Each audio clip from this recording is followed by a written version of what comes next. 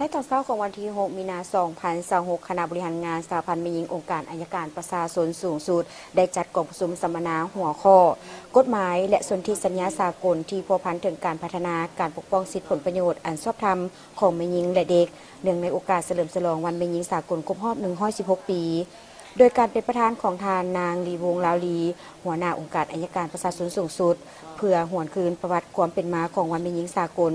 บรรดาองค์การจัดตั้งสนธิสัญญาแถลงการและกองประชุมระดับต่างๆเกี่ยวกับแม่หญิงสากลภาคพื้นและอาเซียน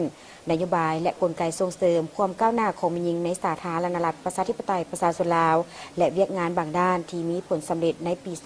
2026 ซึ่งทานประธานได้ชี้ให้เห็นมูลเสื้อประวัติศาสตร์และการเคลื่อนไหวของขบวนการแม่หญิงทั่วโลกภาคพื้นและอาเซียนและการเคลื่อนไหวเข้าร่วมขบวนการดังกล่าวของสหพันธ์แม่หญิงลาวในแต่ละระยะและหวนคืนประวัติศาสตร์อันดุมันและกล้าหาญของเอ้ยน้องแม่หญิงของสาธารณรัฐประชาธิปไตยประชาชนลาวในการประกอบส่วนภารกิจสร้างสรรค์และพัฒนาประเทศชาติอย่างบ่หยุดยั้งพร้อมนี้ก็ยังเป็นตัวแบบในการรักษาฮิตความประเพณีอันดีงามของชาติลาวเฮา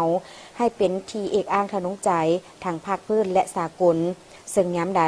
พรรคและรัฐบาลก็เห็นได้ความสำคัญในเวียกงานส่งเสริมความก้าวหน้าของแม่หญิงและเด็กเห็นได้ความเสมอภาพหญิงชายด้วยการสร้างและปรับปรุงกฎหมายและองค์การจัดตั้งที่เกี่ยวข้องเกี่ยวกับเวียกงานดังกล่าวแต่ศูนย์กลางลงฮอดท้องถิ่นพร้อมนี้ก็ได้เอาใจใส่สุขยูส่งเสริมสร้างเงื่อนไขและเอื้ออำนวยให้เอ้ยน้องแม่หญิงได้รับการบรรจุซับซ้อนในตำแหน่งที่สำคัญต่างๆเทียบเท่าเพศชายหญิง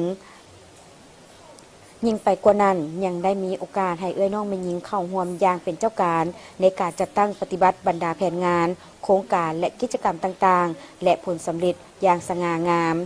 ในวาระการสัมมนาสหพันธ์แม่หญิงยังได้มีกิจกรรมถามตอบความรู้รอบตัวเพื่อสร้างความรับรู้และเข้าใจลึกซึ้งเกี่ยวกับบรรดากฎหมายและสนธิสัญญาสากลต่างๆที่พัวพันถึงการพัฒนาการปกป้องสิทธิผลประโยชน์อันชอบธรรมของแม่หญิงและเด็กเป็นต้น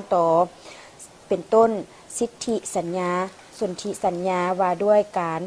ลบล้างความถูกรูปการจำแนกต่อแม่หญิงกฎหมายว่าด้วยรัฐกรกฎหมายว่าด้วยแรงงานสิทธิและพันธะของแม่หญิงในสายพัวพันทางแพงและบทบาทหญิงชายในขงเขตเศรษฐกิจวัฒนธรรมสังคมอย่างเป็นขบวนฟดฟื้น